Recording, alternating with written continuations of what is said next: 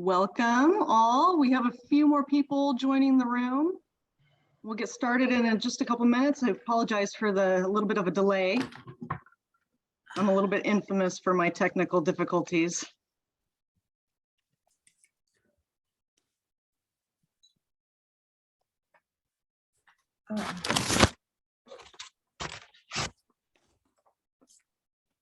How you doing? Hey, everybody. Hey. All right. Let's just get... Well, looks like people are getting in and getting settled. Video off for the recording. All right. Welcome everyone. Thank you for joining LiTFUSE and Titan Arts and Humanities for our last installment of this year's LiTFUSE online summer school series featuring our 2022 faculty. We're so happy you're here. My name is Jen Lynn. I am the LiTFUSE program director, and I'd like to begin by acknowledging that I am presenting this program to you this evening from my home in Yakima, about 20 minutes from the city of Titan, where we will all be gathering soon. I and Titan Arts and Humanities reside on the ancestral, traditional, and contemporary lands of the Confederated Tribes and Bands of the Yakima Nation. Titan Arts and Humanities, along with LiTFUSE, values all relationships that reinforce our commitment to art as a powerful tool for equity and diversity. In recognizing the history and respecting the sovereignty of Washington's Indian nations, we recognize and honor these first people and their significant role today in stewarding these lands as they continue to honor and uphold their ancient heritage. LiTFUSE Summer School online offerings have been brought to you by our parent organization, Titan Arts and Humanities, along with generous grant support from Humanities Washington, the National Endowment for the Humanities, the Poetry Foundation, National Endowment for the Arts, Washington State Arts Commission, Fresh Hop Ale Festival, Yakima Chief Hops, Discurin Foundation, and Yakima Valley Community Foundation. I'd also like to give a shout out to our community partners, Inkling Bookstore, who has gotten several of our faculty's books ready for you and waiting in Titan, Fiesta Foods, Yakima Coffee House Poets, and many gracious individual donors. Of course, I'd like to thank our LiTFUSE 2022 faculty, especially Robert Lashley and Gary Copeland Lilley, who are here with us tonight, along with my assistant director, Laura Walker, for making this pre-program possible. At this time, I'd like you to please mute your audio and keep it muted throughout the presentation, unless, of course, you're prompted to speak. And I know that Robert and Gary would both like this to be a little bit conversational, but please just be aware when your mic is on and when it's off. And then also feel free to send any questions to me in the chat box. Just do a direct message to me if you have any questions about the upcoming LiTFUSE event. And I will try to keep an eye on that and continue to let people into the room. But now let's move on to the main event. This evening's talk is called Migrations with Robert Lashley and Gary Copeland Lilley. Robert Lashley is a 2016 Jack Straw Fellow, Artist Trust Fellow, and nominee for a Stranger Genius Award. Robert Lashley has had work published in the Seattle Review of Books, Nailed Poetry Northwest, McSweeney's, and the Cascadia Review. His poetry was also featured in such anthologies as Many Trails to the Summit, Footbridge Above the Falls, Get Lit, Make It True, and It Was Written. In 2019, Entropy Magazine named his first collection, The Homeboy Songs, one of the 25 essential books to come out of the Seattle area. His most recent collection, The Green River Valley, was published in June 2021. Gary Copeland Lilley is the author of 8 books of poetry, the most recent being a second edition of High Water Everywhere, Willow Books 2022, and The Bushman's Medicine Show, Lost Horse Press 2017. He's originally from North Carolina and now lives and writes in the Pacific Northwest. He is the artistic curator of the Port Townsend Writers Conference. He is a Cave Canem Fellow, and he sings the blues. Please give a warm Zoom welcome to tonight's guest faculty, Gary Copeland Lilley and Robert Lashley. And now, Robert and Gary, take it away. Well, thank you. First off, I'm going to say thank you for the invitation to be a part of LiTFUSE. That was a good deal for me.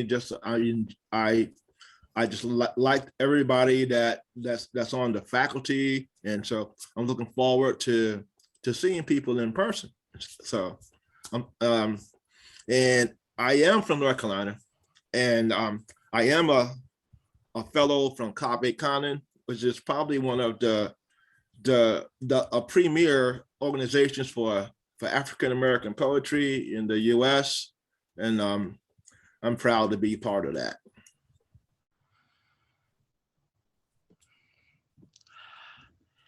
Hello. My name is Robert Lashley. I am I'm a writer from the Pacific Northwest. But my people are from the South, and it's very visceral and it's very personal. Because when I was 8 years old, my grandmother took my mother and I from the streets, and in being in and out of homelessness. And so my sense of stability and my sense of stable ground was my grandmother's basement. And my grandmother was from Birmingham, Alabama. My uncle Mo and my grandfather were from the Valley in Mississippi. My uncle Milton and my uncle Melvin were from Columbia, South Carolina. And it was, I was a little more, I was like, I grew up in Hilltop in the 80s and the 90s. And I was a little more sensitive than most kids, so I really clung to my grandmother and my aunts. And I want to say that before I read this poem, I want to say I want to thank you. Read it. I want to thank Teaton LiTFUSE. I want to thank all of you for coming. And I want to thank you, Gary, for reading with me, and I look forward to seeing so many of you in Teaton in next week. I'll start off by reading a poem, and we can go back and forth about when I was 8, when I was a child, and there was the Ash Street shootout in 1989, and it was so hard and painful to process for me and my grandparents and my uncles. So in the middle of the night, when everything had quieted down, they just went to what they could process, which was the river in Snake Lake. This poem I'll start off with is called Elders Rage at the Water Spirits After a Shootout. Reflection on the lake is a ripple that eats, then spits out an outline of the woods. The women in black dip their old tambourines, then blur away from it. The old men tie their suits into knots, then blur away from it. The people join and move their hands to deny his name in the cold. The water spirit brought us. The water spirit will not bring us home. They wash the memory of blood in ice and cry power in the darkness. The water spirit will not bring us home. Hums turn to shouts and chants rewoven, and moans play and scale with the squirrel bounce. The water spirit will not bring us home. Frogs jump a beat back from their hand claps. Night bugs swarm but cannot trace steps in an array of burying grounds, of shadows of spirits in the water. The juba clap is the overriding veil of sirens and funeral pyres. The gunshot at night is the 11th plague, so they part this iteration of the sea. The water spirit brought us. The water spirit will not bring us home. Right on. Right on. When we first started talking about doing this on migration, we discussed, what were the reasons why people migrate and this stuff, and it seems like everybody migrates for the same same reasons, to escape persecution from racism, the religious bias, the gangsterism, and they also migrate to find better opportunities for their families, jobs, housing, a better education for their children. Yeah, and that's always been the American thing, right? That we can, and so like, me and Robert, we both come from the South. Our families come from the South. Our families come from the South, and there's been these three areas. There's been these three periods of African American migration. Following the Civil War, naturally, and then to follow World War I, and then following World War II, and the migration paths. My family, since we're South, and we took the eastern, we went north in the east, and the second route was up through Chicago, and I think every blues man has come from Mississippi along that river into Chicago and stuff. And then also Detroit, because that's where the auto industry was, and and then there was a migration west from the South as well, from the South into California, and then the whole Pacific West, the whole Northwest. So that's what has happened there. Now, my family, like I said, we went to New York. We went to New York, and what happens when people migrate? They go to places where they may have some other family there. They may have a pocket of culture there that they feel safe in, and these are people. They know that there are people that will look out for them, and this has worked everywhere else in this country, especially for the European migrations. They never have a worry about that, not at all. But when we look at the people of color, that's another issue. Now, see, I call migration even immigration. I call that part of that migration too. But we're talking about our own situation. So that's like we're looking at African American migration. So and we envision this to have really as a conversation to start with. So I want you guys to feel relaxed about that, and to join us in this conversation. And I'm going to read a poem to start this off. I had to say this, Robert, I love your litany that you did, the mantra that you were running and stuff. It sounds very spiritual. You kind of led us into this thing. So, hey, man. Thank you. Appreciate it, for real. And how do I do this now? Let me see if I can share this screen, because I want to show this one. I'm not gonna show all of them, but I want to show this one, though. How do I do that? Let's see here, share. Here we go. You guys see that? Okay. My family took me to New York when I was about 3 years old, and I was there until I was 12. And when I was 12, they fulfilled their dream, and that's what being able to buy a house and to build a house in North Carolina. But that kind of ruined my whole world, because I was in New York, and now I was in North Carolina. I was in a place that had nothing but abject poverty. It was apartheid from the real intense segregation there.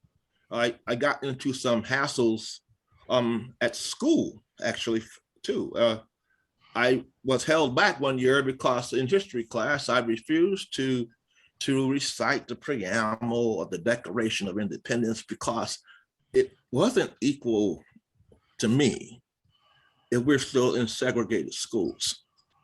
And in North Carolina, it was so segregated, it has segregated prisons, you know. I mean, so I took a stand to be in an all-Black school where it is segregated and say, this doesn't even apply to us.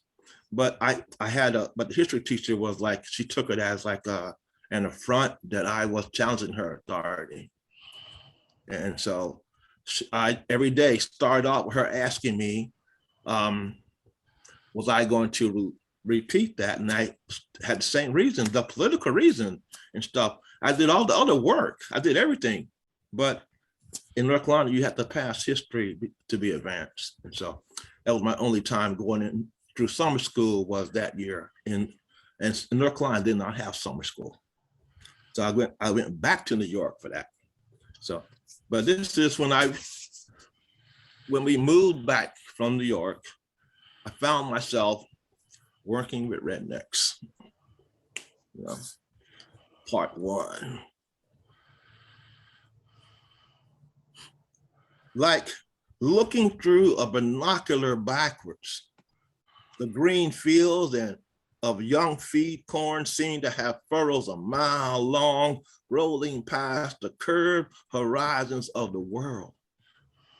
There were 200 rich acres and not a shade tree on it. July in the Carolinas, the impenitent heat rising like a scrim, putting the shimmer in the far off forest, in the peak of the exposed afternoon, while chopping the weeds around the corn or riding the steel beds of the trucks and on the steel saddles of the tractors, sweating through the long sleeves and heavy jeans. Some days you eat the bear, but on these days the bear eats you.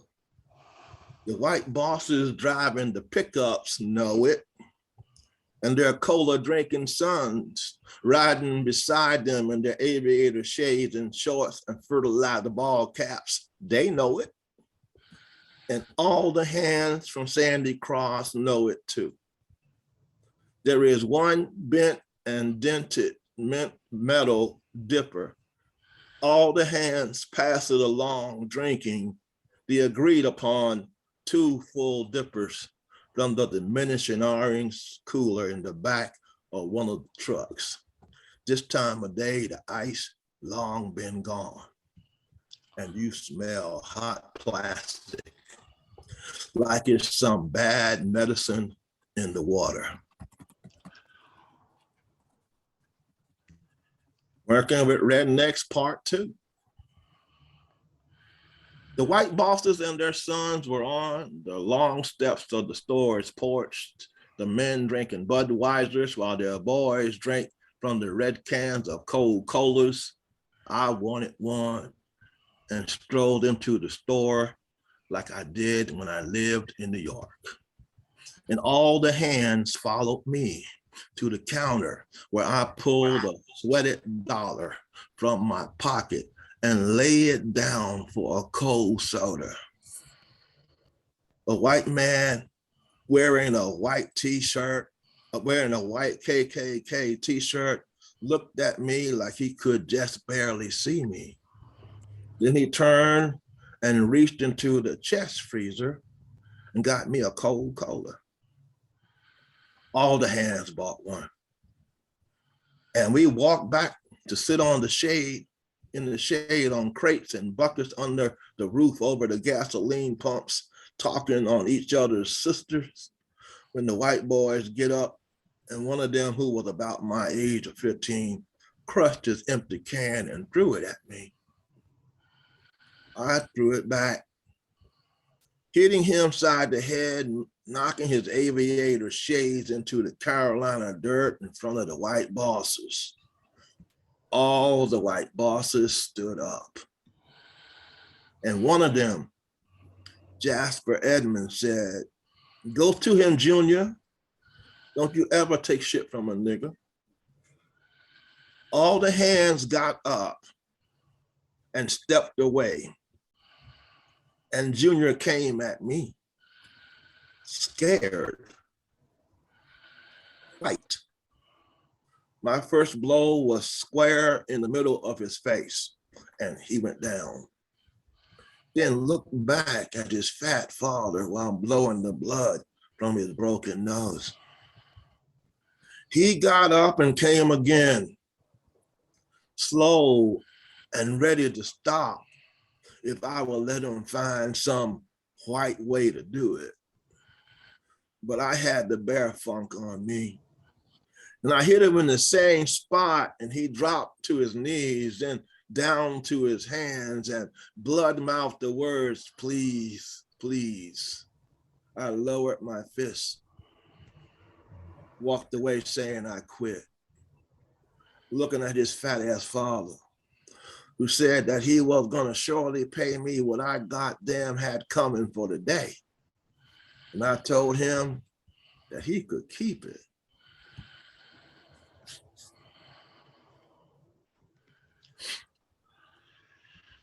That was an awakening for me.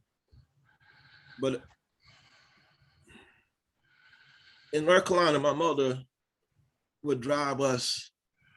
My mother was active in civil rights. She would drive us to the protests like people drive their kids to soccer practice.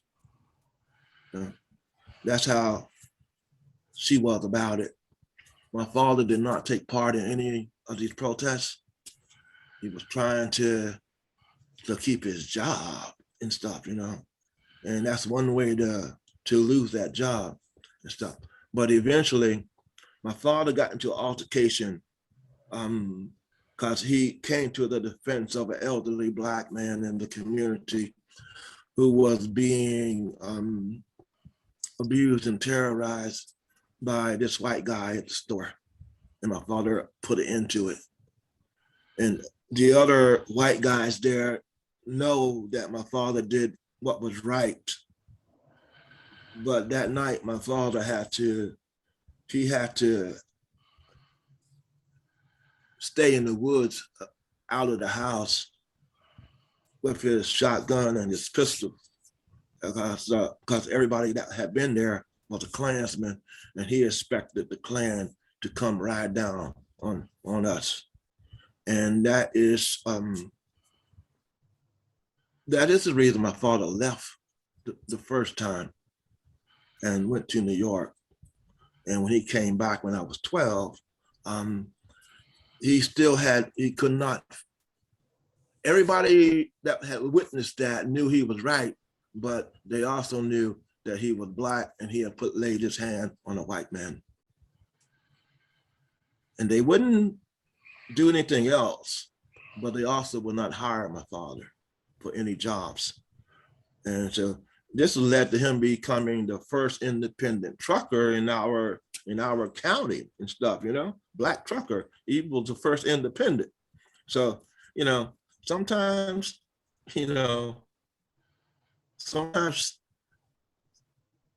you eat the bear. It's real. It's thank you for giving witness in your poem, and also in your testimony about your father. It's also where our histories have a lot of similarities. I'll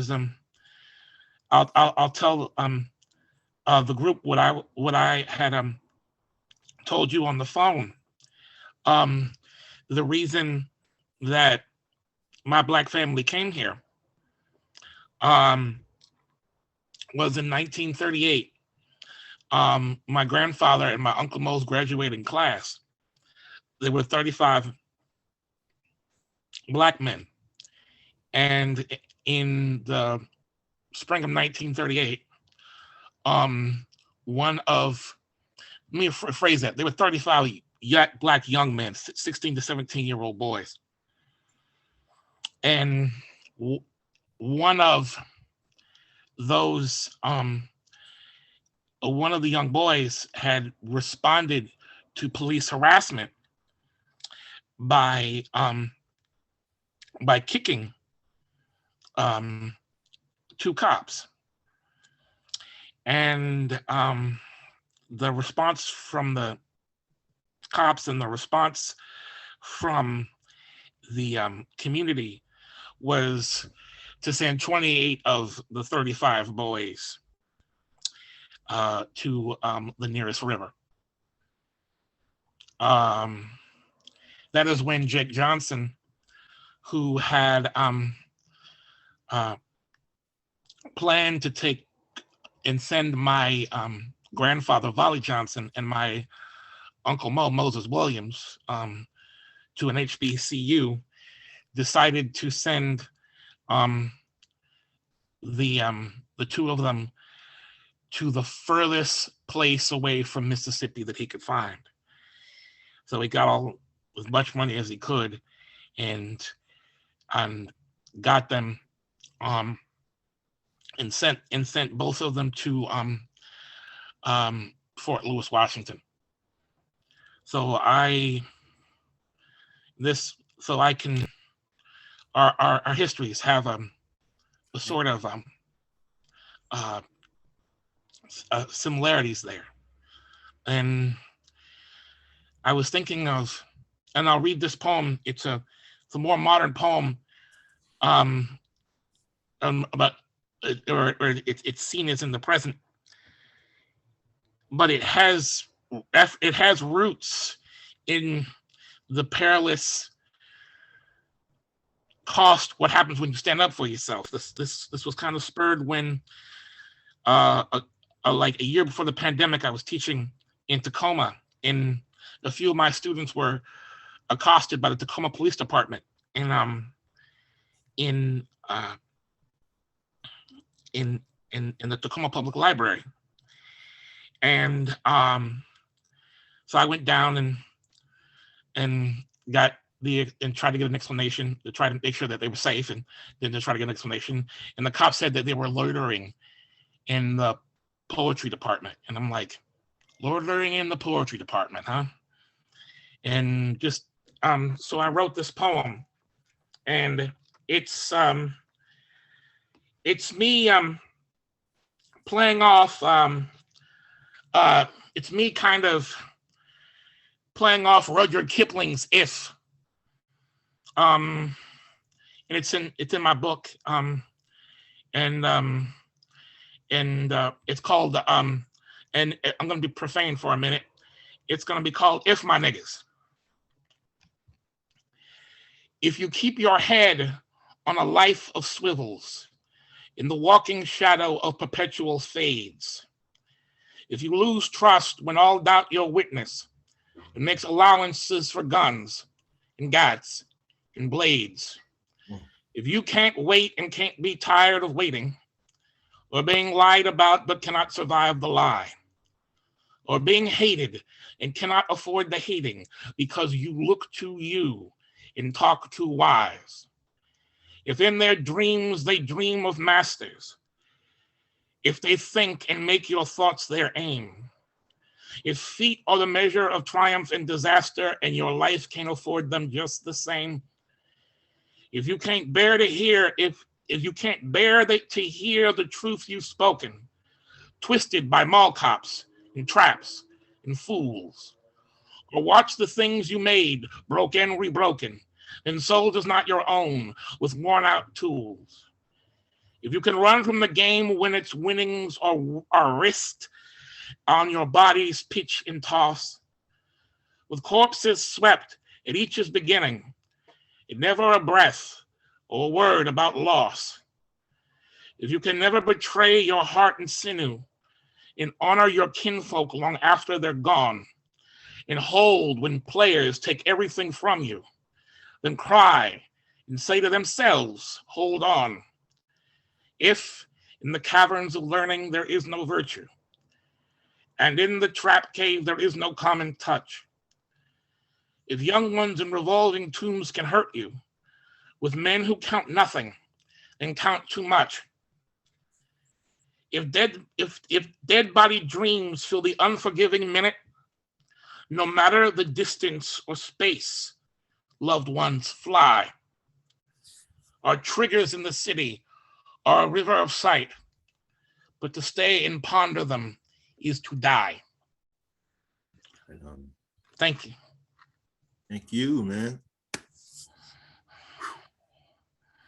I'm gonna follow up with another one that because what we were trying to do is, how does this affect our poetry? What happened with our poetry?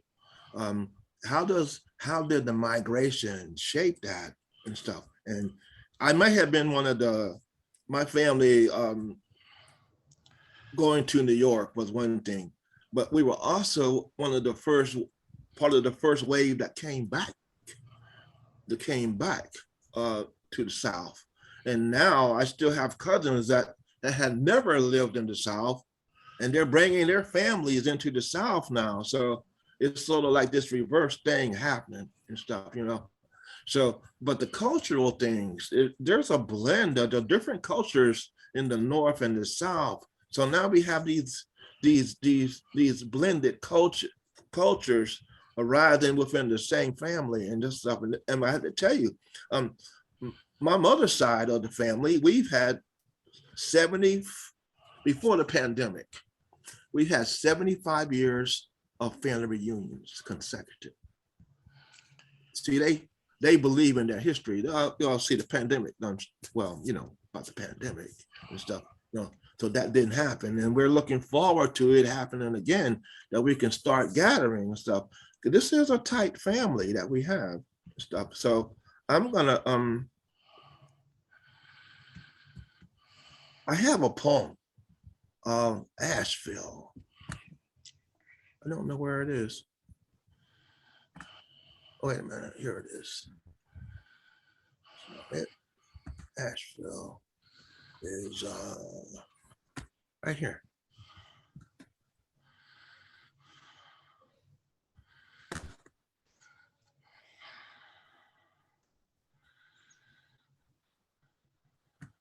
And thank you, Robert, for your piece and stuff, you know.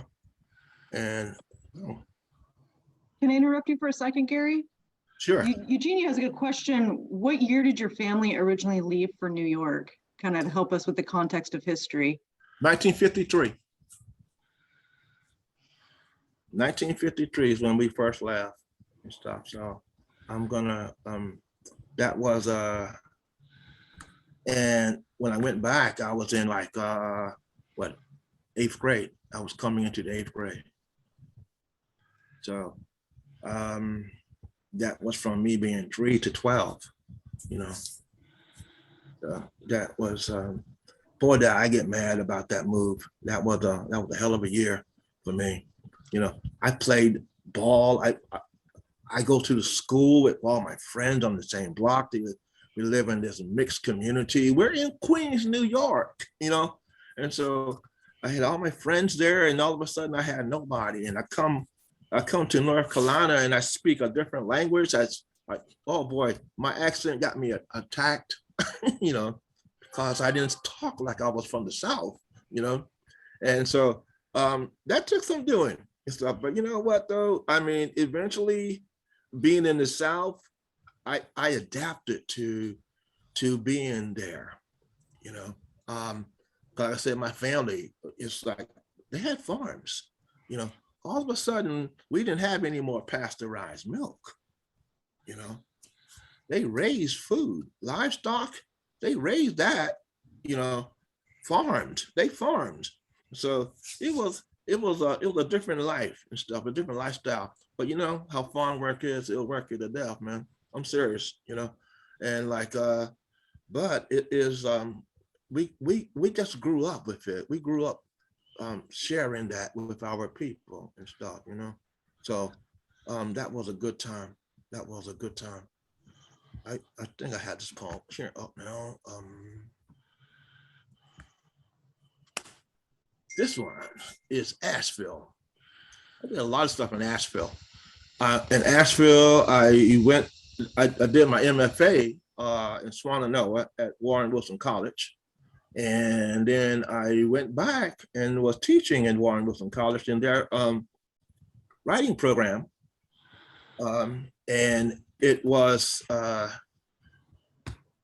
was a good experience, and it put me in Asheville, but Asheville is probably the progressive corner of North Carolina, and so it was a good place to be.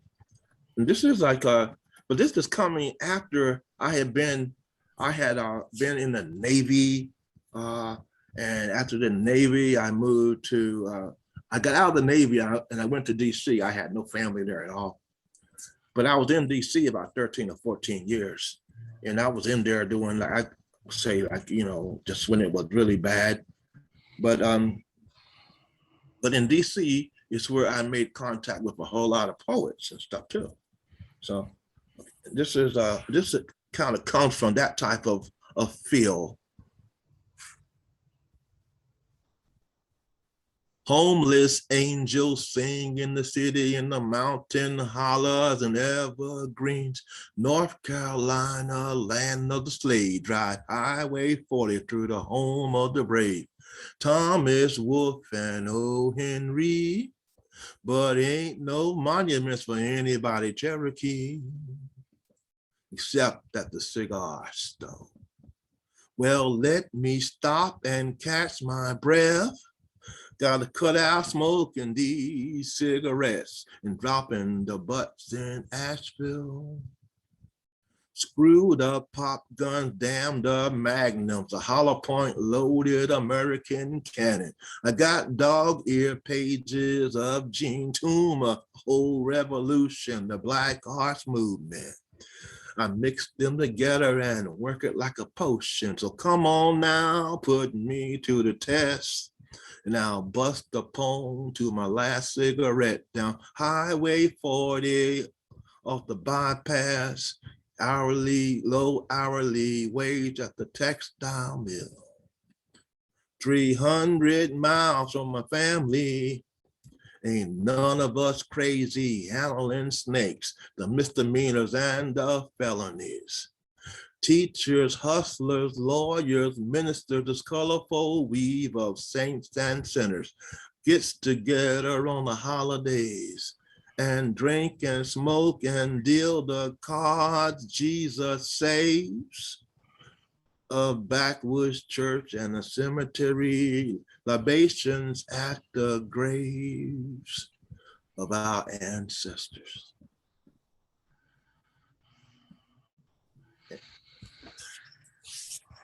And we're hoping that you guys have some questions for us. And if you do, we can answer them anytime.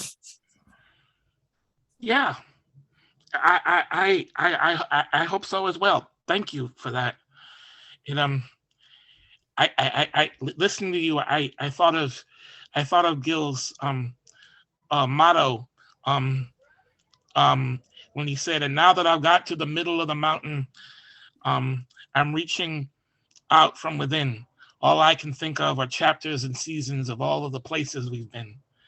My grandmother was the first person to give me Gil Scott Heron, and I was so grateful for that. And your poem made me think of when my Uncle Milton and my Aunt Helen would take me fishing to ocean shores, and I wanted to write this tribute to them that will be published in the journal A Dozen Nothing. I wanted to. This poem is called Uncle Milton and Aunt Helen by the ocean shore's wind having a fish fry. The elders flip their cooking bags, then bow their heads to the water. The fish fry in the boombox calls all tricksters and kinfolk coastal, blissfully dripping new old days in the form of new old socials. The sea holds memory and shadow tags that make myths out of new markers and broadsides out of old barges. Brooks and sounds hold collisions in rivers and all things reefed in sea racks. Crisp edges blur conceits of gods and those that call on them. The elders are the resolvers of the spices and the drums. The eyes that recourse accepted absurdities. Afflicting turtles and the fishers. The counters to constructed sails and swag that blast to sea basins. The new tricksters that subvert and offers of their takes and feed to nature. Ghosts that slept through spices shake their heads of the couple still offer. The elders flip their cooking bags, then bow their heads to the water. Yeah, like that. My I wanted to give the tribute to them in a little poem. And yeah. Right on, brother. Right on. And like yeah, and thanks for that shout out for Gil Scott-Heron stuff too, because he was considered to be one of the early influences on rappers and stuff. It's Gil Scott-Heron, the last poets, and that's where it all springs from. And Gil was writing. He was a poet who started making albums because he said because Black people don't buy them books, So he put it all on the records and stuff, And like I had to say though, Gil, like people, well, I'm thinking about that. I was gonna say, but they're buying books, but like not as much as they buy, not as much as they buy other things and stuff, The thing I would say about Gil is I don't have to agree with all of his premises to see that like he did something important, and you understand that. Yes, I do. Yes, I do. Because he opened the door. He opened the door.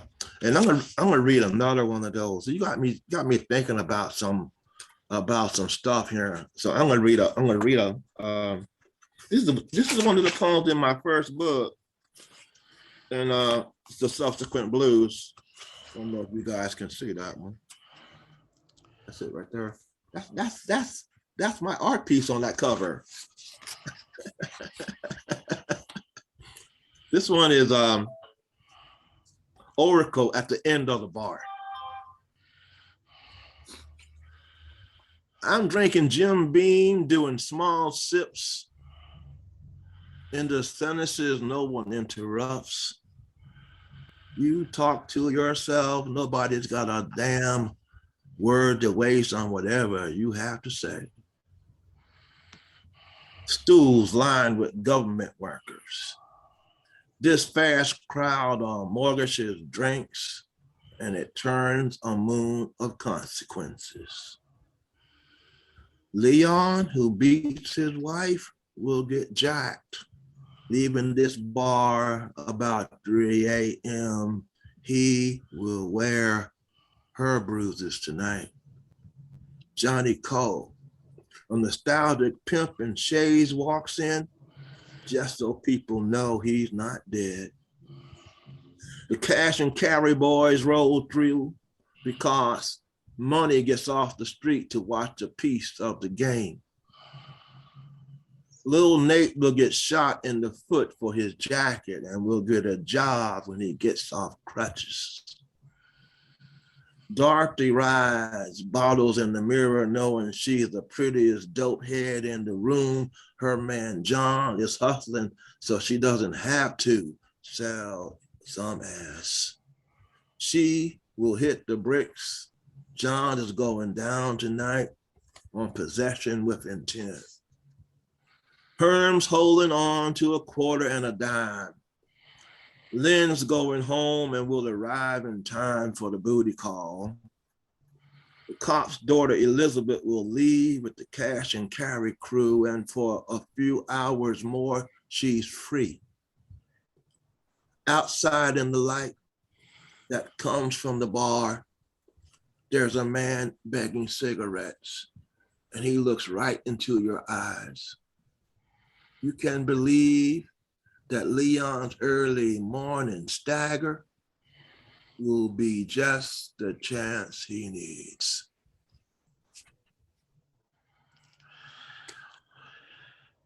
That's real.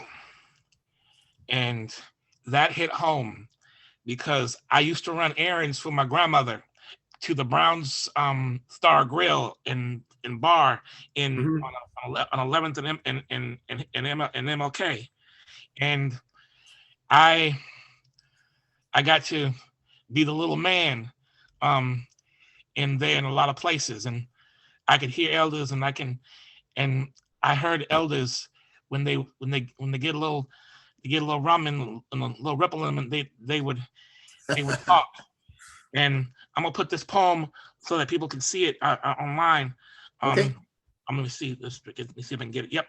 I think it's there, right there. Let's put this in. This poem I'm gonna read is called Lot, as told by Benny the Browns Point Wino. Touch the water and taste your hand. Touch my sea and feel its bile. Tend the wreck of his holy water that I wrecked before I burned. His salt and mine, his last command, I could not strand to follow by the half-dead river. A condiment of his rage, I drowned my sorrow before he threw me in the fire. Tell him that I know the mirrors that broke upon the father's gaze. Tell him that I know the fires were not of man, but of sage that roared for daughters, that roared for mother and child reunions, and his endless coming markers in towns he endlessly remakes before questioning if they make him. Tell him that on that third day, he sent me from the brimstone. Right on, bro. He who loved him heard my cry and raised me above the flames. My howl upended his order. He raised me here, a human shadow, to keep orthodoxy stable. Horns flare and cities may vanish, but I still got my ripple by my water. Yeah. Yeah, man. You know what? See, now that is pure Black arts movement right there. That you know, I mean, the architects of the Black arts movement were Larry Neal and Mary Baraka. Back when he was Leroy Jones, he became a Mary Baraka when he stepped into the Black arts movement.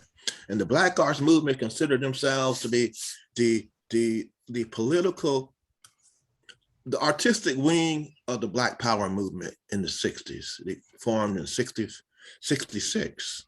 The interesting thing about that year is the year after Malcolm X was assassinated. And Malcolm is an icon of theirs and stuff. And the Black arts movement had this their like tenets were that the poetry that they will write will reflect who they are. The rhythms that you hear in the poetry will be the rhythms of the music that we listen to in our community. And our work is something that is for everybody, but everybody don't have to like it. We want to be true to ourselves with our work. That's the same thing that Langston said with his manifesto, you know, the Negro artist and the racial mountain. That manifesto comes directly from honoring that and stuff, you know.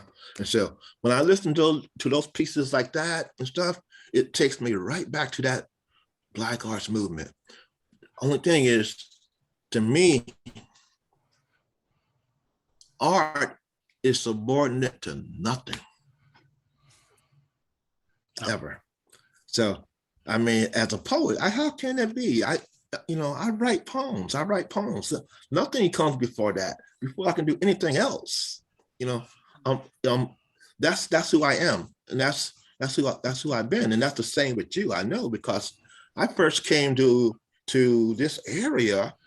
I know you from Artist Trust, from that grant that you got and stuff, you know, and that work. I heard you do that work early. I heard you did, and I'm glad I'll be here with you. We get a chance to talk when I get there, and when and we see each other and stuff. Yeah, I love Yeah, that. man. Yeah. See, and like now, like Tess told me, I got to read some new poems, so I'm gonna have to dig up a new one now. Can I interrupt? Can I ask you guys a question? Sure.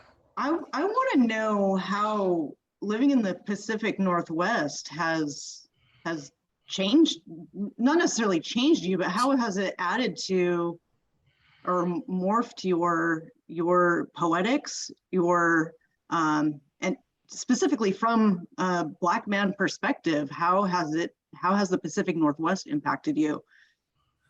Oh, Robert, you want that one first? Yeah, I'll go with it.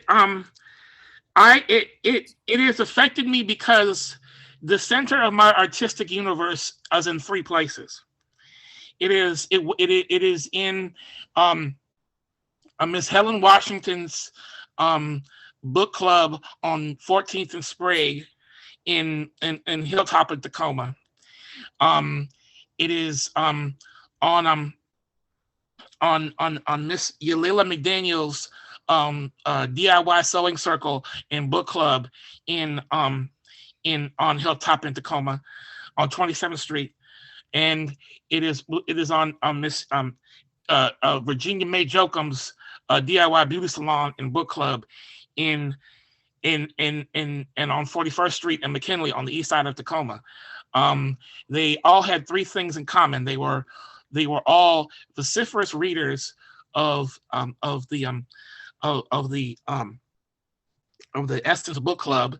They were vociferous readers of Black poetry, and when they saw that I was an artist who would pay attention to them, they were the ones that sort of made me read 2 books a week for years. They gave me a priceless education in an African American poetic history and African American history, and they did it for the reason that they had lived in the Northwest for over a half a century and felt ignored by the culture.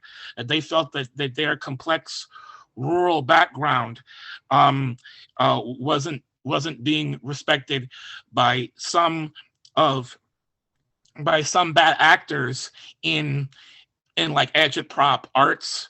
And they felt that they wasn't being respected by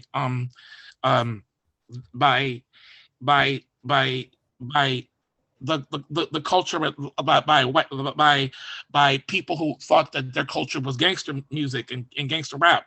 So I was there, and they all thought that their culture wasn't being respected by the man in the system. So I was their prize fighter. I was the one that they trained to, quote unquote, bring the truth down, and it's been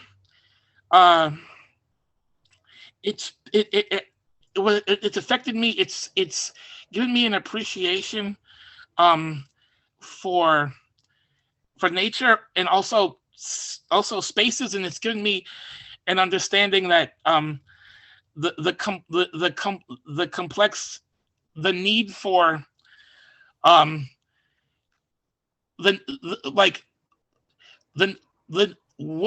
what happens when there's no place to go. Like growing up in Hilltop in the early 90s, there were a lot of places where like people had invested so much in the Northwest as a place to get away from, like a migration for a better life. And when there wasn't a better life, when it was very hauntingly violent, the processing, the idea of, okay, where do we go now? Where do we go from here? Like, what does all of this mean? I hope I didn't take too much time. Gary, you want to add to it, or you want to give your own story? I don't know. For me, being on the Pacific Northwest, it was so different from me being home, or me being on the East Coast and being in the DC area, which is called Chocolate City, and to being in the South and being around New York, and then living in Chicago. you know, I'm here, right? And the first thing that hit me when I came here was the lack of a culture that I'm used to. You know, I didn't have any like markers. I didn't have anything to kind of, and because maybe if I had been in Seattle, but I'm not so sure about that, because this is what I know about the Pacific Northwest is that people of color will live anywhere where they feel welcome. But why aren't they here? You know what I'm saying? Yeah. I mean, I'm not talking trash. I'm just saying it's obvious to me that there was something happening, and so I immediately felt isolated. Immediately. Now, how did that affect my writing? Well, it made me tunnel in and go back, and those things that were important to me from the culture to go back and bring them forward with me. You know, true, I do not have a spiritual base here. You know, I don't have much of a cultural base here and stuff. I live in Port Angeles. I know a lot of artists, a lot of good artists, and good friends, but I don't have that cultural connection that I need so much and stuff. You know, I don't have it now. But as far as me writing, it makes me have this tunnel vision that I go back and I get it. I get it. The poems that I write now are reflective of, this is me yearning that stuff. You know what I'm saying? It's me wanting that. And that's what kind of helps me to maintain and stuff. You know, is just having that, just being able to do that and stuff. You know, I just love it that I can look at things and that I can figure that I need to be looking at where I come from, where I come from, and how can I connect with that living here? Well, I have to be true to it. You know, I had to be real about it. I had to, those things that I love, I had to honor those things that I love. That I see that I need, those things that I need and stuff. And that's some of the stuff that I need. You know, that's some of the things I need. I need culture. I need a community. I am so glad that I was here and I was able to go to Cave Canem. And you'd be surprised, just having that connection there did a whole lot for me. Just having that connection, you know. So I mean, so that's how it affected me. Now, as far as the work, well, that was something different. The work itself, the work to me, I'm trying to get my screen back. The work to me is something that that just drives it. It drives for me. I can't get my, oh, here it is. Let me try it this way. Yeah, there it is. See, Ed is trying to ask you a question too, Gary, when you get a moment. Okay, let's get that right now. What's your question? Hi, yeah, really, I've really enjoyed the readings from both of you guys. I just have a question. I can't remember which one of you said it. I think it might have been Gary, but you were talking about the rhythms that you hear in your community and how you try to work that into your poetry. Right. And I'm an old white guy, so I obviously cannot write about the Black experience. I don't know much about it. I grew up in the Lower Yakima Valley where, in the 50s, you know, where it was, you know, the first Hispanic people were moving in and so forth, you know, but right. you know, but anyway, and I feel real self-conscious trying to write about black or brown or whatever, because I'm an old white guy, right? But anyway, I was very interested in that comment you made about how you try to, in your poetry, you try to work it in the rhythms that you hear in your community. I just wonder if you could expand on that just a little bit. Yeah, I worked with a group one time called the Black Rooster Collective and stuff, and we did that because this artist invited us to workshop in her studio, and everybody thought, oh yeah, it's for Black poets. This is what they call themselves, the Black Roosters. No, she had a big painting of a black rooster, you know, and it was saying, yo, well, see you at the Rooster on Monday night. Yeah. And so it was 4 of us. And so that's what it became. But the whole thing was, we decided that we were going to write our personal aesthetic of what we wanted to accomplish in our work. And I felt like there were 15% of African Americans speak nothing but standard English. Another 15% speak nothing but what used to be called Ebonics, and now they call it vernacular language. You know? But the 70%, that 70% could go both ways. They can go, you know, they could like code switch on it, you know? They could do both. And I wanted to write for that 70%. So that's the language I try to use. Now, but the rhythm, I look at the rhythm that we speak. I look at the music, and I'm saying that you don't have to write what is a Black rhythm, because I also know poets like Larry Levis, you know, and he comes from California. And like he writes those rhythms that he grew up with, and they're rural.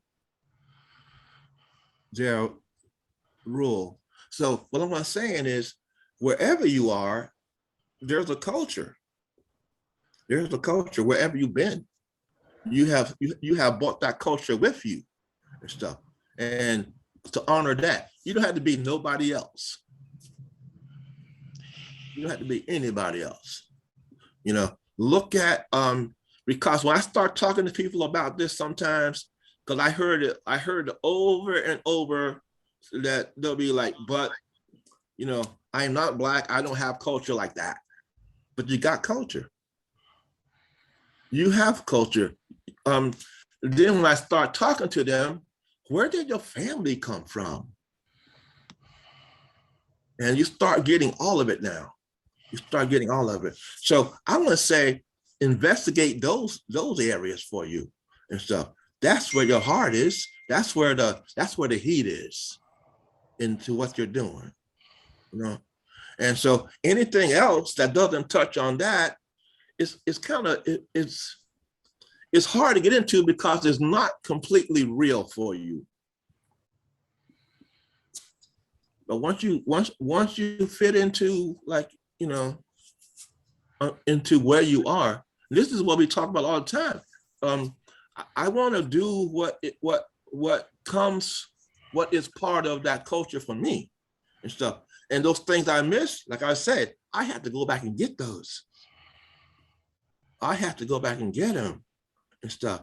And it's the same thing. And like there's this principle of Sankofa that comes from it's one of the Adinkra symbols from Ghana, you know, and it's a bird and he's looking backwards. He's got his head turned back and he's looking back. And then what it means is, you know, look to your past as you go into your future. Look to where you come from. Look to where you come from. Thank you. I'm not a betting man, but I would bet a rent check that you had Langston Hughes's guidebook somewhere in your library as a young man. And you know that part where Langston says for writers to spend one day a week sitting and observing your people, just writing down and observing everything. That was something important for me, and it was something important for my Uncle Mo, who was the first poet in my family and who is very much influenced by Langston and very much influenced by what he did in trying to make a sort of homegrown organic jazz composition. Mhm. And my Uncle Mo was a veteran and he had PTSD. So when he felt good and he wanted to go outside, it was my job to carry his washboard. And sometimes in order to process, he needed to play his washboard. And so I would take him to Wrights Park in Tacoma and just sit with him. That the idea of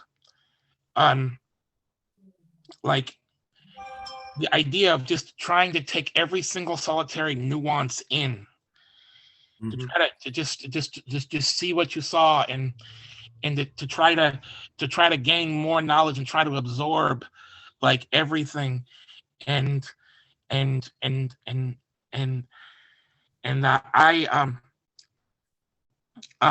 I wrote a poem about it. It's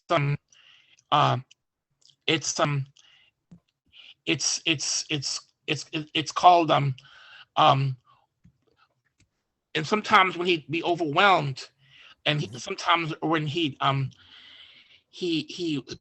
have his blues, like I'd set it up for him.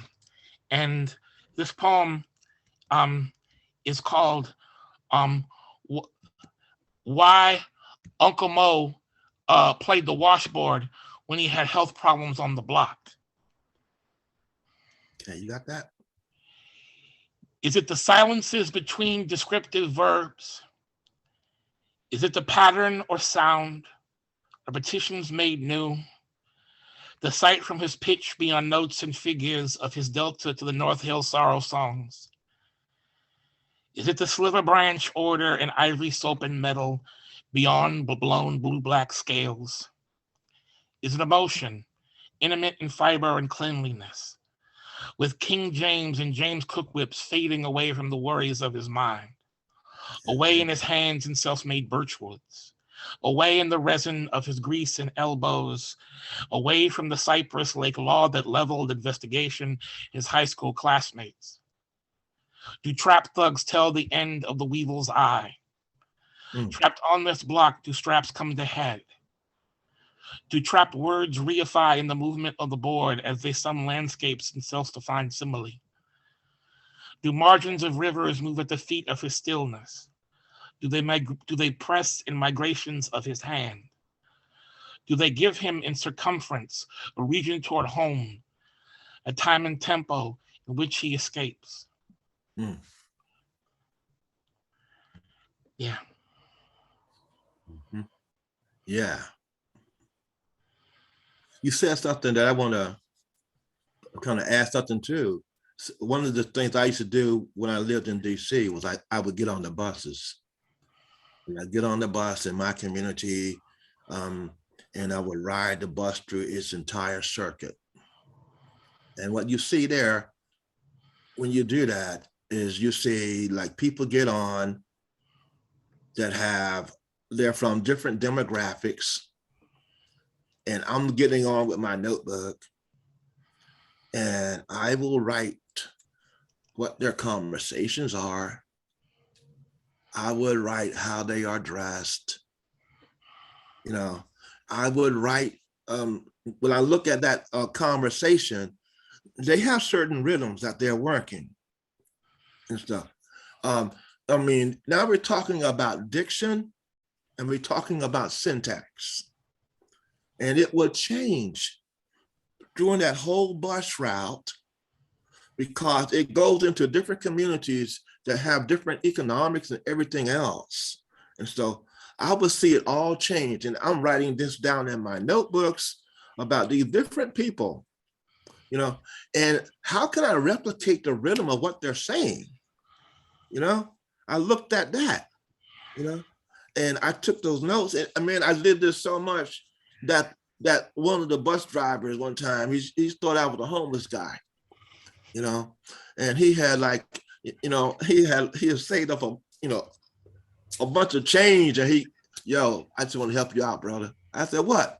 You know, but he thought like I need it because I'm riding the bus over, doing loops on the bus and stuff. But what I was doing was gathering information about who's on this bus, what they sound like, what they look like, even some snatches of what they're talking about and stuff. And I use all of that to build different personas in my poetry. I use all of that for that reason and stuff. And that to me was why I started like, yeah, you're right. I started listening. I started like sitting there. I wrote a bunch of stuff one time, and a friend said, like, I noticed you wrote a bunch. I had this like Korea poem. She says, none of your characters in that Korea poem were women. Why is that? And I said, because I don't trust myself to write them. I don't want to write a woman sound like a dude. You know, I want to come from where I know women come from. And so I went back home, my aunt's house, sat in her kitchen where she's with her friends. And I faded into the wall, man. I'm serious. And just listened to them. And they have a different, you know, I wanted to get their language right and stuff. And that's what I did to get that, you know, that's what I did. So the next play I wrote was my main character was this woman who was a conjure woman and stuff. And it was produced, it was even produced by the She Company, which was a company in DC that did women. And they justified doing that poem, or doing that play because of how that character was built. And I felt like I had some success with that then. And it helped me to move. It took me a while before I could do that. It took me a while, but I want to do it. I want to do it. I'm gonna read that new poem. And this is this one is called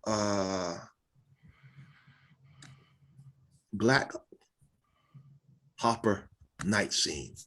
And you know about that painting, right? Hopper has that, you know, that diner painting where there are about maybe 3 people sitting in it and stuff like that. So this is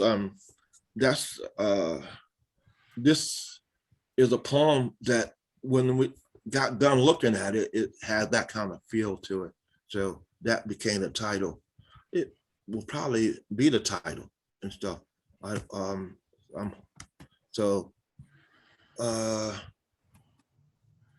Black Hopper Night Scene. He's the same cop that stopped me 6 times before. I am one of 3 Black guys in this town, a military veteran and a retired teacher. I go out at night to play guitar at Uptown Bar and Grill. I drive a Junebug green 94 Cadillac sedan DeVille. because I dig all that space and the heated seats down my thighs. He followed me at midnight and he scared the shit out of me because he was clocking from a parallel street with all his lights off, and I drove straight to Subway Supermarket, which is open 24/7. Without running, I hurried in. The store was almost empty, but from the deli section, I peeped him. He was scanning aisles, looking for me. I bought a roast beef sandwich, a bag of salt and vinegar chips, and a ginger ale. I smiled nicely at the "who cares who you are" sleepy cashier and went out leisurely to my car. The cop slid into his cruiser and I chose to sit there in the LiTFUSE parking lot light and eat my sandwich and drink my cold soda. Because if I got back out on the street, he would find a place, the very place, to stop me and take in his given moment, the one I can't keep from arriving just when it will. And he does as I expect, shoot me. That's how it happens. Every time I see him, he has always seen me first.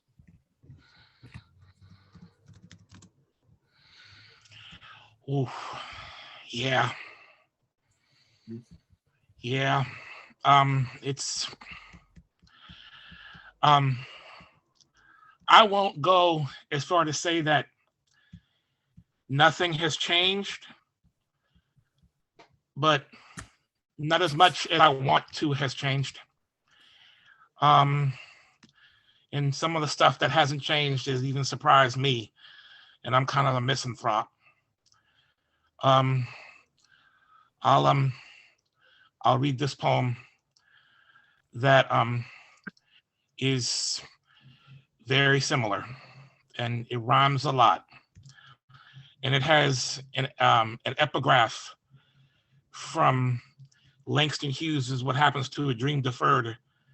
The epigraph is, or does it explode? And the poem is called Frisked in Bellingham Suicide Blues. And it has a nod to Yeats's leader in the song. Or does it escape you? Does it leave quietly in the sudden declines of September, by synonyms of nature and circles of cars and men who plead your body like the drums? Men who plead your blood long after your skin lies in its veneer of matter. Here the cops dream your Lydian body with great wings beating and staggering gait, with webs, fingers, and terrifying napes as your figure gets limp by the tree. As the vagueness of hands among members become hurdles to plausible beatings. As your body laid in their white rushes, feel the strange hands where frisking lies. As the safety illusion of your loins is sacrificed on unbroken walls and open car roofs. Caught up in the games in brute blood of the frisker stroll, in your lobotomized silent survival. And after they finish, will the sun have too much light? Will the breeze and all its subtext violate your space, and will the willow trouble your mind? Will the evergreens, fixed in their portable promised lands, color a life you'll never have again? There you go. Yeah. There you go. Yeah. Let me ask you, what made you write that poem? Has something happened? Has something occurred? A cop stripped me down and put his finger in my behind for no damn reason. His reason was that it was I looked suspicious, and then he walked off, and there I was on Fraser and Woburn,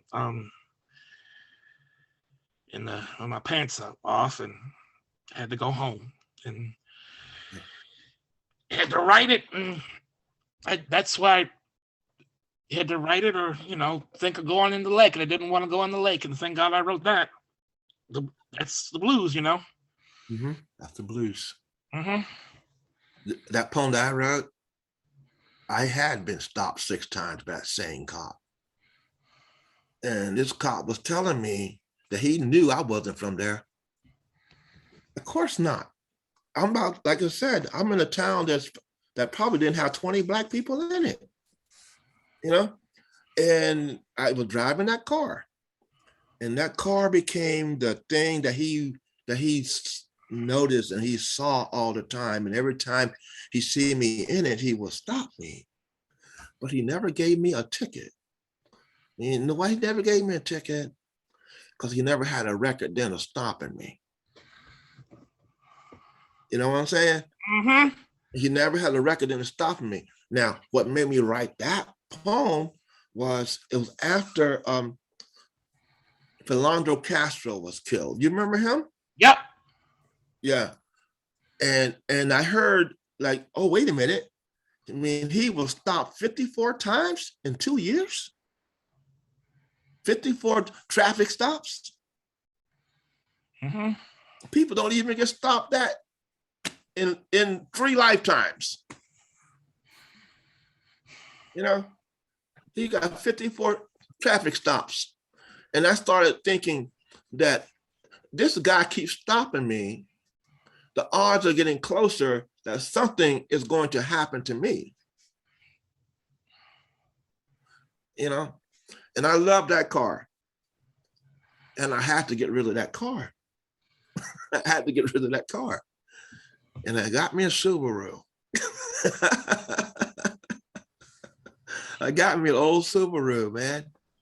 And I did, you know what? I haven't been stopped since. Just go with the show. You know what I'm saying? I mean, that car, I love that car. But that scared me because I knew about Philando and how it turned out. He was shot a minute after the cop stopped him, and he had his wife, he had his girlfriend and his baby in the car. And she was driving, and she live streamed that whole fucking shooting. And and just the courage to do that and stuff. And I think about George Floyd. You know what? When thank God for the technology here of the phone, or the cell phone. Now, at first, when people started filming them, it would only be 1 or 2, and the cops would just take the damn phone from you. But then, when I saw George Floyd, there were multiple people on both sides of the street with their phones out. And that lynching was recorded for all of us. They can't take all those phones away. You can't take them all away and stuff. And that's why we know about that. And it gets me so upset now. See, that's, I hate to get political here, but I will and stuff, How can people believe, some people believe, that Black Lives Matter is a terrorist organization when all we want to do is live? It doesn't make sense to me. But people absolutely believe that, or pretend that they believe it. And so it's stuff like that see, this is where we need to go now. We need to look at what's happening and how words are being used. So, and the only thing that could change this is you know who changes this all? The first people to change this is the poets. They're the first people who recognize the need to speak about it. And they're the first people that they start looking for too. You know, I wrote a poem when we started talking about doing this class, Migration of a Negro Family, for Baldwin. Eternal Jim Crow can't douse the fire in a wood stove, and grandma baking bread for every breakfast. She raised her children and regulated the heat. A husband long gone, a peg-legged man, a 38 snub nose tucked in his waistband. A logging road along a Blackwater River, a blind uncle no longer hunts and now sits on a stump and listens to his hounds run and knows each one by its howl. The place where moonshine is made and drank, but the juke joints have been replaced by rap videos from the Bronx, Memphis, or Atlanta. And the cousins who live up north hear old folk testify and pray in storefronts as they struggle to stay awake. Altar boys in the big brick church on the same street drugs are sold. Even on Sundays, jump the turnstiles and subway stations, flirt in the dark, don't get shot for a busted taillight. Save. Go to a school because a parent works in noisy factories and spacious kitchens for rich white folk to pay for it.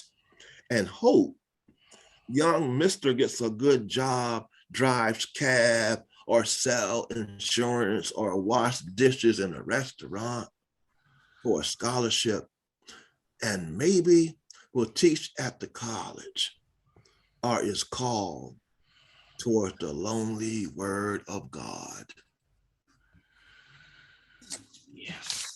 Yeah.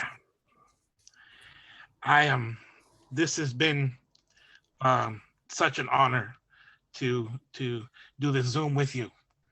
And I'm very grateful.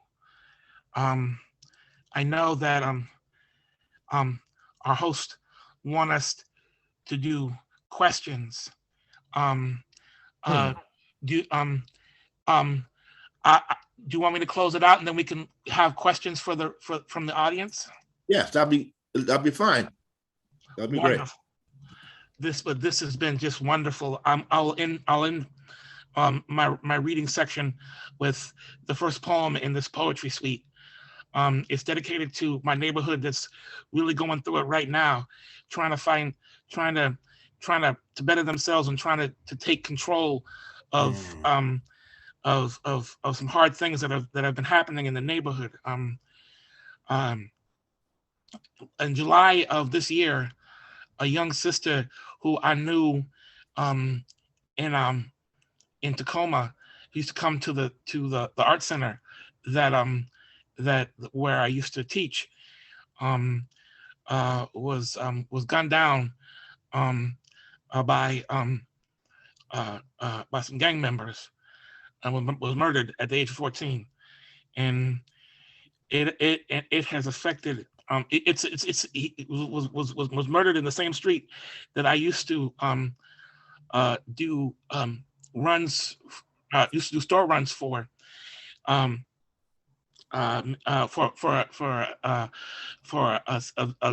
veteran named Sister Eulela McDaniels. Sister Eulela McDaniels, she was the sister that had the sewing circle. She taught me so much about poetry and so much about life. Like I learned I learned organic form from Miss McDaniels. I learned some of the great poets that used to come from us in the mid 20th century. I learned. I am so it was very hard to see that that neighborhood was dangerous again. That a lot of us had worked so hard to make it safe, and now that it is dangerous, it was very hard to process. And we're back in the sort of support system and support network of supporting people that want to make the neighborhood safe again. So I wrote this poem before that shooting, but because I knew that the neighborhood was getting dangerous. But I write that in the memory of Sister Ayana, and I'll read this. I'll read this poem. It's let me get it. It has a nod to Lead Belly, and it's called Song. And it's called Song on the Safe Streets Marchers. People, there's a land that turns blood into water, a lake where the book jumps the frog in the day, a ground where the broom jumps over street sweepers. There's a hood going round taking names. The walkers turn the bullhorn to the electric church. There's a hood going round taking names. A bender of doors intermixing grounds. A redeemer, an upsetter, an ash in broken beds. There's a hood going round taking names. Thunder and bricks are alchemized in feet by walkers breaking rock after rock. Locust and smoke raise from temples to the sky as bowls and boils refract. Souls come from gutters revolving crematoriums, raising swirls between the saved and the damned. Depths in staccato shoot pats turn into alms. There's a hood going round taking names. Traps will turn. Gun sanctuaries will fall. Trombones that call roughnecks and evergreen safe houses hit wall after wall after wall. Witnesses walk through sucker hills as marks are washed and made clear. 100 million souls in sketchers call the rolls to upturn street plagues, past the pain of understanding and discount boots, past the pain of embedded blood on roots. They move to make the eternal plagues a lie, to make in their walking a new tree of life past blue shadows tinting all windows. The sky drum major shouts to black gallows. There's a hood going round taking names. There's a hood going round taking names. Thank you. Thank you, man. Right on. Right on. Right on. Does anyone have any questions for us? You guys were great. Thank you. Thank you. Thank you. Tons of good advice. Yeah, you know what? I'm going back and looking at some of these some of the stuff in the chat and stuff to see what we might have missed and stuff here. Yeah, that is a mini migration ride in the bus. That is true. And like here's like Eugenia Petty. I had to go to another meeting now, but I did want to say I will always thank my father for moving us from Texas, where I remember segregated bathrooms and water fountains. And segregation works both ways. It abuses all. And he moved us to a free society on the coast of California in 1969 because of what he saw in Haight-Ashbury. Wait a minute, well, I gotta slide this down. Just. There it is. What he saw in Haight-Ashbury. But when I moved up here, Pacific Northwest 10 years ago, I had no idea of the intense history of white segregation here. Oregon, largest KKK, and also the Black exclusion laws up there. See, now people don't know about that. You know, but I found out that's one of the first things I found out that it happened. also wanted to say things about how people do not go over one another's houses up here in the Pacific Northwest. My New York transplant friend and I were speaking about this today. People do not mingle the same way, it seems. Thanks for the reading. Look forward to seeing y'all old school from my upbringing in Titan. That is true. I'll say you one thing about the people from the South. We have people who sit on their porches, and everybody who passes by or walks by, pass by in the car or walks by, they will wave at them. They will address them. They will speak to them. You know, they will do that and stuff. That is such a good habit. Now, I'm not saying the South is perfect at all, but the South can be sociable. They can be sociable. And the difference I've seen in the North and the South is that in the South, they let you know they don't like you. You know, I mean, really, they just go ahead and let you know and stuff. And maybe that's not true everywhere else and stuff. Like we look at Eugene, we're talking about the Black exclusion laws in Oregon. You know, it was a written law. It was a written law.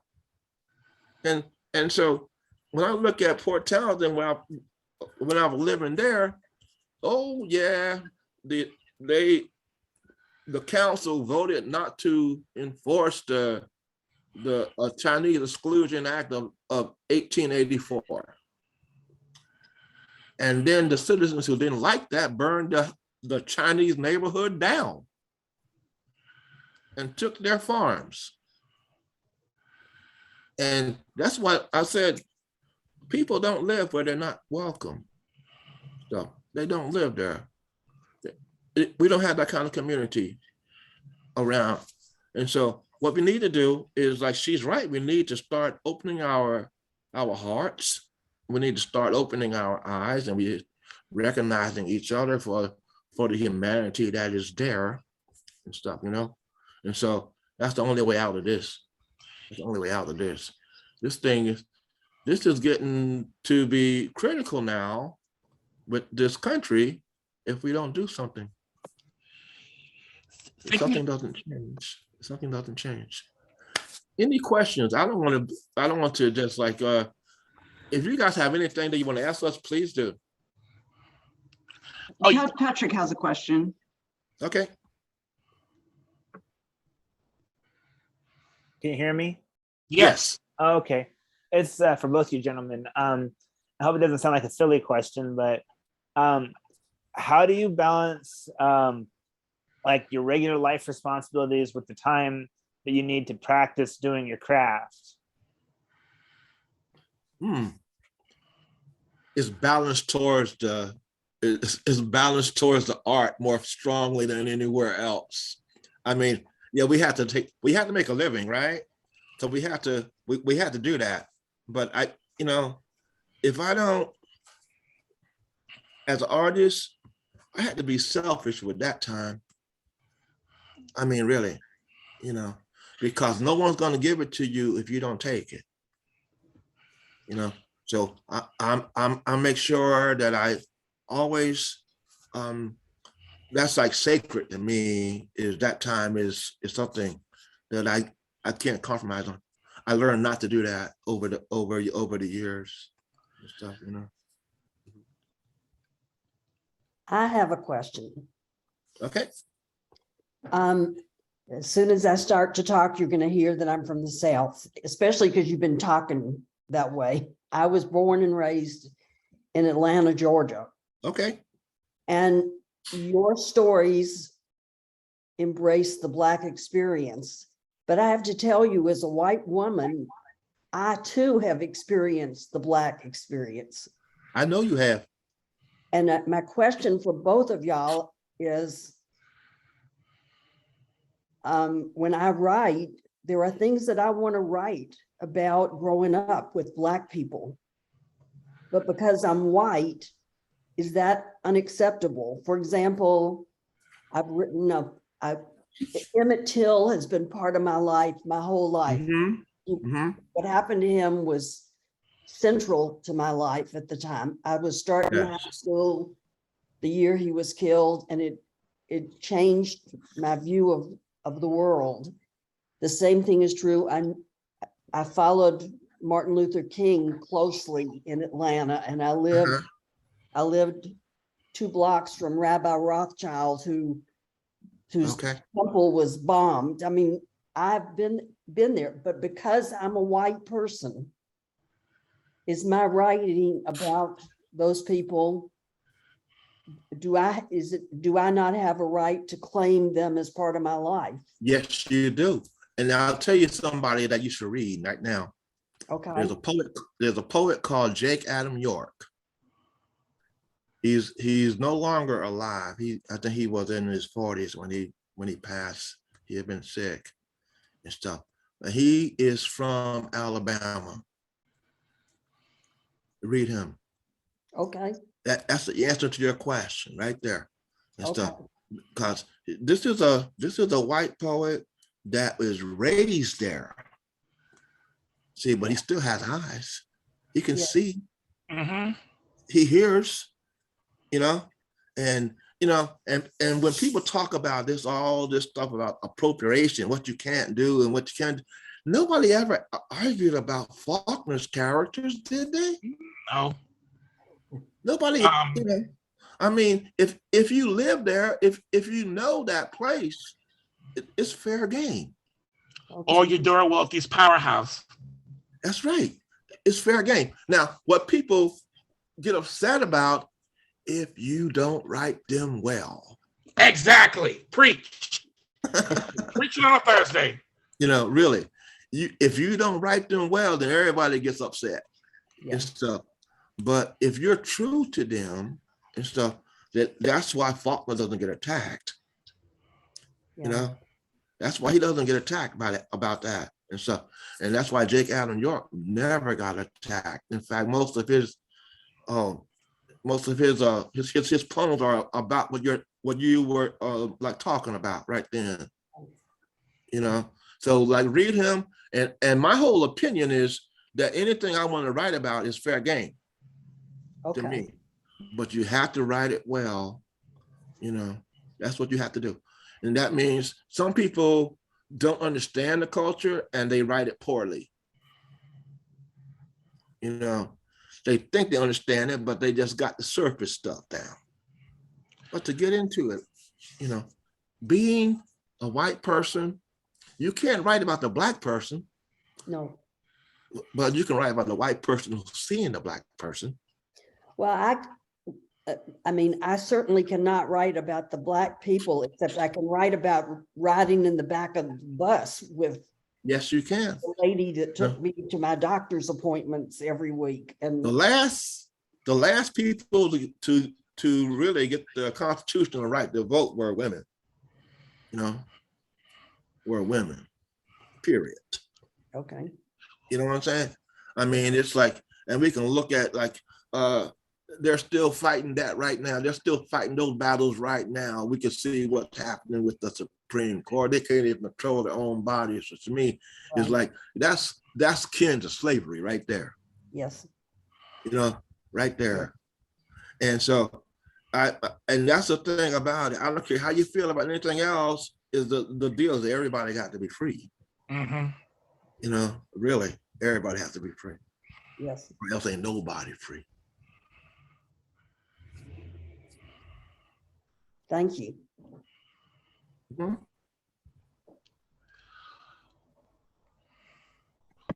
One of the things that I'm sure we will talk about in Tieton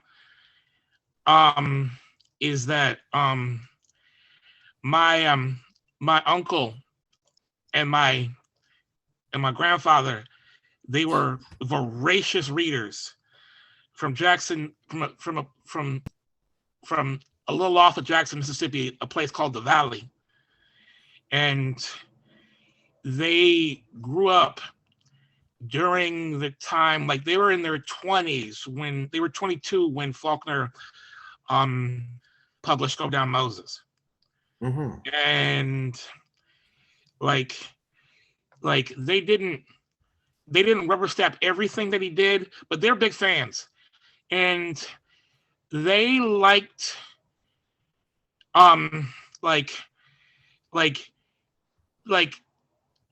they, you know, it was a complicated conversation, but they were more comfortable with Faulkner than they were with Richard Wright. And I'm not saying Richard Wright is worthless. I like a lot of Richard Wright, but like a lot of Richard Wright's scattered targets in some of his short stories, like Black Women. He was hard. God, he was awful to Black women. Like Black women were my uncles and my grandfather's lives. And it was just like, it wasn't the fact that like they were being politically correct. They just had a hard time with him then in the 1940s. But Richard Wright's a complicated story, and like I don't want to. But yeah, my grandfather and my uncle gave me the Southern Canon, but we can talk about that when I get down there. Right on. Well, I think we're about out of time here. So I really want you guys to know I appreciate you guys being here and for tolerating us. You know, Thank you. I mean, it's been a good experience for me just to be here and to be here with Robert and stuff too, because every time I get a chance to do something with him, I feel blessed and stuff, really, So, and I'm glad that all you here, and I hope that that we read poems that kind of like got your attention, and that you consider some things about what you heard and stuff here. Well, I want y'all to know that, are you aware that Tess Gallagher has been part of your audience? Yes. Okay. Honored to have that kind of an audience, I tell you. I am. Very much so. Yeah. Yes. Awesome. That's awesome. You guys are great. You guys are great. Thanks. Thank you, guys. Thank you. Thank you. And also, same to you, Gary. I have tremendous respect for you and your work, and I'm so glad to be a part of this with you. Thank you so much, both of you. Gary, you said something earlier about not wanting this. You were kind of hesitant for it to turn a little political, and yes, your poems tonight were very important, both of you. And I think more than a lot of the political noise that's out there on both sides, hearing your poems and your hearts has made more of an impact on me in these short couple of hours than a lot of stuff I hear, a lot of noise I hear. And so I thank you deeply for that. Thank you both for taking the time to be here. Thank you, all of you who showed up to listen to their beautiful conversation and poems. Really looking forward to seeing a lot of you at LiTFUSE. Looking forward to getting to know you guys a little bit better. I hope you'll tune back in for the faculty and scholar reading on Sunday at 6. It's free, just like these talks over the summer have been.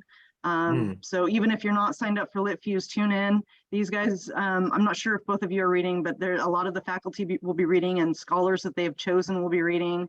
It's going to be a great night, kind of a virtual kickoff to LiTFUSE, and then we're here a week from tomorrow. We're at LiTFUSE. We're going. So ready for it. Ready for it. All right. Thank you all so much, and see you soon. Thank you, guys. Thank you. God bless. All right. Take care of yourself, brother. Take care. You too, brother.